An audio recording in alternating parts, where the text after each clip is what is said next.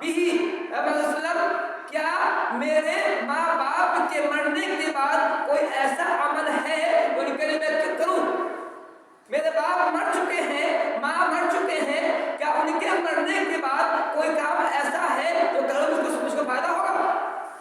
یہ ایک صحابی ہیں کہ ابھی جو پوچھ رہے ہیں کہ بتائیے کیا کوئی عمل ہے جس کو میں کروں تو اس کا ثواب میری ماں کو جو مر چکی ہیں، میرے باپ جو مر چکے ہیں، ان کو ثواب ملے گا؟ اب ہمارا کہا ہاں کیوں نہیں ہے؟ کہا سب سے پہلی چیز یہ ہے الصلاۃ علیہا۔ کہا تیرے باپ مر گئے ہیں، تیری ماں مر گئی ہے، اب تمہارے ذمے یہ ضروری ہے کہ تم ماں کے لیے باپ کے لیے دعا کرو، الصلاۃ علیہما، ان دونوں کے لیے دعا کرو کہ اے اللہ تعالیٰ میرے باپ انسان تھے، میری ماں انسان تھی، مجھے غلطیاں کی ہوگی، مجھے بہت غلطیاں ہوگی، اے اللہ تعالیٰ اپنے بھر سے تم غلطیوں کو معاف فرما دے، اے اللہ تعالیٰ وہ قبر کے اندر ہیں، اے اللہ تعالیٰ ان کے قبر کے عذاب کو ان سے کم کر دے، اے اللہ قبر کے عذاب سے بچا لے، اے اللہ ان کی قبر کو ان کے لیے جنت کا باغ بنا دے۔ تو یہ اس سے معلوم ہوتا ہے کہ ایک باپ کو، ایک اولاد کو اپنے ماں باپ دعا کرنا چاہیے کہ اے میرے ابو، اے اللہ تعالیٰ میرے باپ ماں مر گئے ہیں، ان کے لیے رحم کا معاملہ ہونا۔ اس حدیث سے پہلی بات معلوم ہوئی کہ اولاد کے اوپر جو ہے پہلا حق باپ کے مرنے کے بعد، ماں کے مرنے والا پہلا حق یہ بنتا ہے کہ اولاد اپنے باپ ماں کے لیے اپنے باپ کو دعا کرے۔ یہ کب ہوگا؟ اس وقت ہوگا جب آپ کی اولاد نیک اور صالح ہوگی۔ یہاں بھی معلوم ہوتا ہے کہ ہمیں چاہیے کہ اپنے اولاد کو نیک دھارے میں ڈھالیں، نیک سانچے میں ڈھالیں۔ اولاد نیک ہوگی تبھی دعا کرے گی، وہی اولاد سے ایسی نہیں کہتی ہیں۔ فرماتے ہیں کہ اے لوگوں اپنے سنو، تمہارے ماں کا، تمہارے باپ کا تم پر حق یہ ہے کہ ان کے لیے دعا کیا کرو، بلکہ دوسرے باپ کو فرمایا استغفار لہما، اور ان کی دعائیں مغفرت کرو کہ اے اللہ تعالیٰ میرے باپ انسان تھے، میری ماں انسان تھی، مجھے غلطیاں ہوئی ہوں گی، اے اللہ تعالیٰ میرے باپ کی، میری ماں غلطیوں کو معاف فرما دے۔ یہ ضروری ہے کہ ہر اولاد اپنے باپ ماں کے لیے باپ کو دعا کرے کہ اے اللہ تعالیٰ میری ماں کو معاف فرما دے، میرے باپ کو معاف فرما دے، اے اللہ تعالیٰ ہمیں بھی معاف فرما دے، ہم یہ خطا کار ہیں، گناہ ہم سے بات نہ ہوتا رہتا ہے، غلطیاں کرتے رہتے ہیں، اے اللہ تم غلطیوں کو معاف فرما دے۔ تو جس معلوم ہوتا ہے کہ ہر اولاد کو چاہیے کہ اپنے جو ہے اپنے والدین کے دعائیں مغفرت کرے۔ اسی طرح سے فرمایا کہ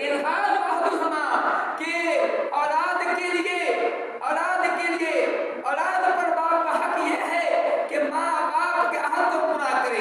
مطلب یہ ہے اگر باپ نے کوئی وصیت کی ہے، اگر باپ نے کوئی عہد کیا ہے، ان کے مرنے کے بعد اس کو پورا کیا جائے۔ باپ نے کوئی وصیت کی ہے، وصیت کو پورا کیا جائے، جو اولاد پر ماں باپ کا حق بنتا ہے۔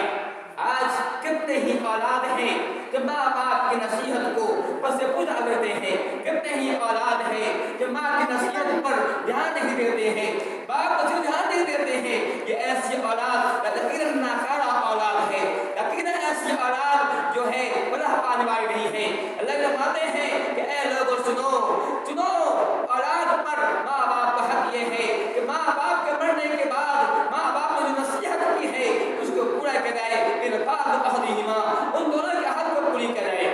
یہ بتایا اس کے بعد یہ ہے کہا وصلۃ الرحم الا بہما، کہا کہ ایک اور حق ہے ماں باپ کا، اولاد کا ایک اور حق ہے، حق یہ ہے کہ ماں باپ کے رشتہ دار کے ساتھ سلوک کیا جائے۔ ماں کی جو رشتہ دار ہے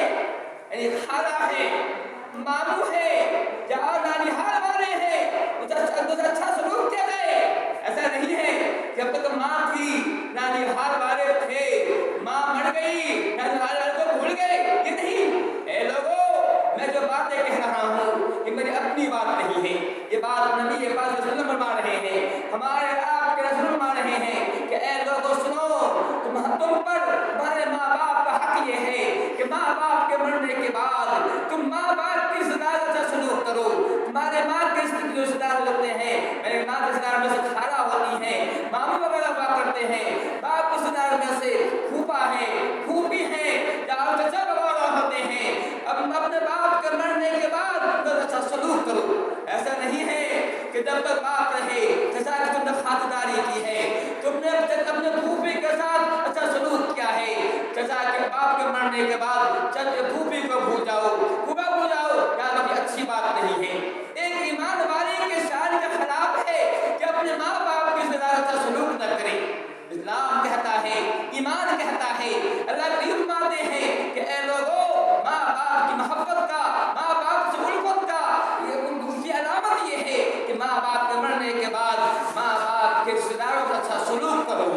इसी तरह बताते हैं, इतना ही फरमाया इकराम सदीक हुमा, इतना ही नहीं कि माँ बाप के ज़्यादा से कहा, अगर तुम्हारे बाप का कोई दोस्त है, तो बाप मर गए हैं, तो मरने के बाद अपने बाप के दोस्त का अच्छा सलूक करो।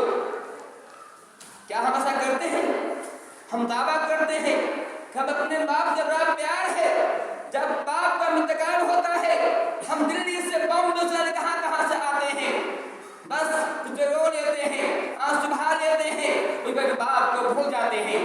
अल्लाह के फरमान है कि ऐ लोगों सुनो, तुम्हारा बाप का हक ये है, बाप के दो अच्छा सलूक करो, इकराम सदीकी हिमा। तुम्हारे माँ की जो सहेलियाँ हैं, माँ की सहेलियाँ में जो औरतें सहेलियाँ करती हैं, उनके मरने के बाद अच्छा सलूक करो, बाप को अच्छा सलूक करो। ये कोई कहानी नहीं है, अब रसूलुल्लाह ने जो सबूत दिया है, जब नबी की बीवी खदीजा का इंतकाल हो गया, खदीजा कौन? कि प्यारे नबी की पहली बीवी है। खदीजा कौन? जिनके नाम बड़े एहसानात हैं। अब आते हैं कि ऐ लोगों, सबसे ज्यादा जिसके माल ने मुझे वादा दिया है वो खदीजा का माल है। खदीजा माती है, रसूलुल्लाह की जिंदा बीवियों को मुझे तरस नहीं आया, इतना तो मुझे भी तरस आया था। रसूलुल्लाह की बीवी को तरस आया करता था। अब रसूलुल्लाह का मामूल था, खदीजा के मरने के बाद जब बकरी ज़बह करते थे तो सबसे पहले खदीजा की सहेलियों को करते थे।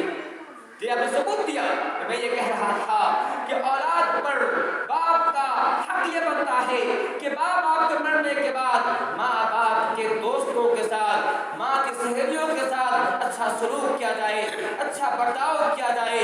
हम देखें हमारे माँ की सहेलियाँ कौन कौन सी हैं, हम देखें हमारे बाप के कौन कौन से दोस्त हुआ करते थे, उनको अच्छा सलूक करें, उनके साथ हम जो है बैठे वहाँ जाया करें, उससे मुलाकात क्या करें। ऐसा करेंगे तो वो उनको आपके अब्बू की याद आएगी, इस तरह से आप में उनमें मोहब्बत पैदा होगी, जो आपके लिए दुनियावी एतबार से फायदेमंद होगा और नबी एतबार से फायदेमंद होगा, इसलिए कि आपने नबी का हदीस अमल किया है।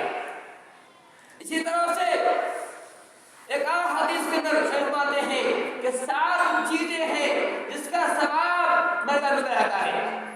7 चीजें हैं जिसका सवाब मरदा मिलता रहता है। याद रखिए, हमें से हर एक को मरना है, मौत यकीनी है, लेकिन याद रखिए कुछ काम कर जाइए ताकि आपके मरने के बाद आपको सवाब मिलता रहे। ऐसा नहीं हो कि आप खत्म हो और आपको सवाब का जो सिलसिला मुनक़ता हो जाए, ऐसा नहीं हो चाहिए। कहा 7 चीजें हैं। नंबर 1 में कहा मन अल्लमा व नशरा, पहली चीज इसका सवाब